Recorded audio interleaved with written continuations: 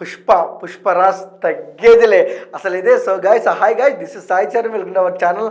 And Pushpa song అయితే release అయిందనమాట. In same time అసలు లిరిక్స్ అయితే మామూలుగా లేవబ్బా. అండ్ పుష్ప 1లో తగ్గేదిలే అనే సాంగ్ చూసాము. అండ్ పుష్ప 2లో అంటే పుష్ప 1లో చంద్రబోస్ గారు ఎంత బాగా సాంగ్స్ రాశారో అంతకు మించి ఎఫెక్ట్ పెట్టి రాసినట్టయితే అనిపిస్తుంది.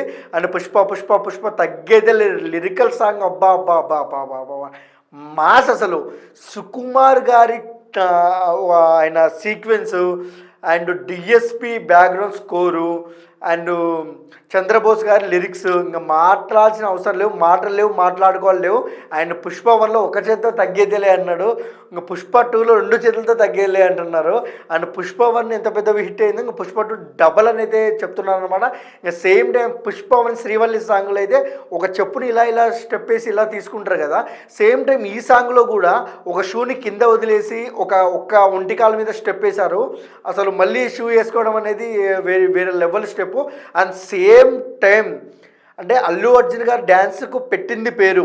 ఈ సినిమాలో అంటే పార్ట్ 2లో కూడా డ్యాన్స్ ఏమాత్రం తగ్గము, అదే రాగా ఉంటుందనేది అంటున్నారు. అండ్ మన బన్నీ గారిని చూస్తుంటే, ఐకాన్ స్టార్ చూస్తుంటే మాటలు లేవు, మాట్లాడుకోవడాలు లేవు. ఎప్పుడెప్పుడు సినిమా చూద్దామని అనిపిస్తుంది.